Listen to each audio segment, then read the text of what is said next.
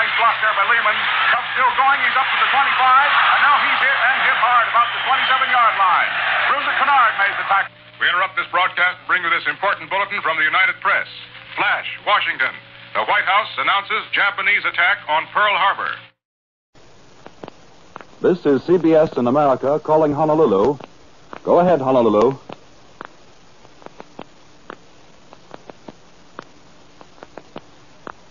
This is CBS in America calling Honolulu. Go ahead, Honolulu.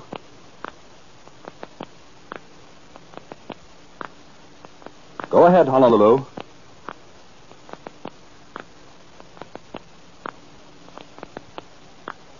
We should like to now try to call in Manila, the capital of the Philippine Commonwealth. Go ahead, Manila.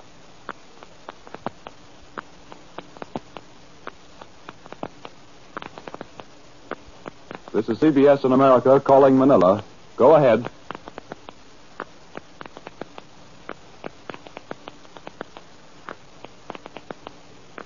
We regret that we are unable to contact either Honolulu or Manila. We return you now to William L. Shirer in New York.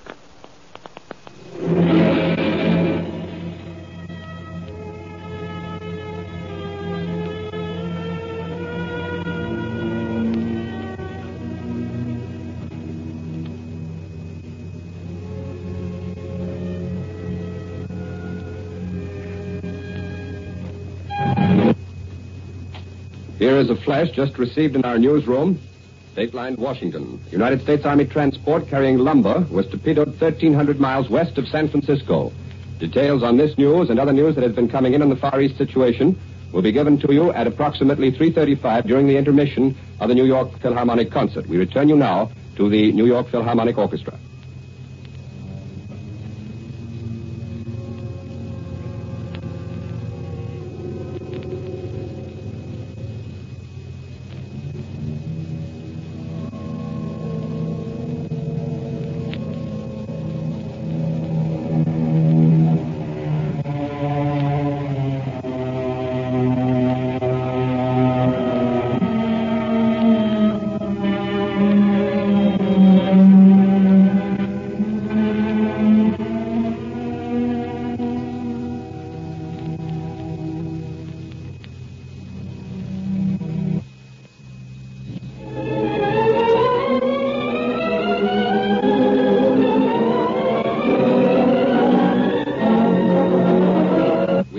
This program to bring you a special news bulletin. The Japanese have attacked Pearl Harbor, Hawaii, by air, President Roosevelt has just announced.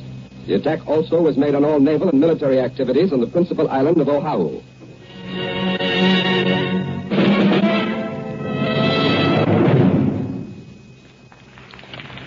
The Symphony No. 1 in F minor by the modern Russian composer Shostakovich performed as the opening work on this afternoon's Philharmonic program, Artur Rudzinski conducting. Japan has attacked Pearl Harbor, Hawaii, and Manila, the Philippine Islands, from the air. The attack is developing. Today, Dean Taylor's usual commentary will be replaced by a further report on the Far Eastern situation. We pause now for 15 seconds. This is the Columbia Broadcasting System. This is WCCO, studios in Minneapolis and St. Paul. The Twin City temperature 37 degrees.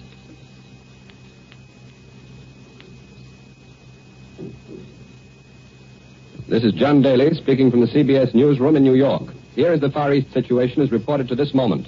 The Japanese have attacked the American naval base at Pearl Harbor, Hawaii, and our defense facilities at Manila, capital of the Philippines.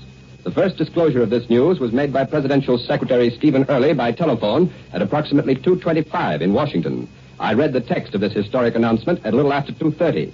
The Japanese have attacked Pearl Harbor from the air and all naval and military activities on the island of Oahu, the principal American base in the Hawaiian Islands. That was Secretary Early's message.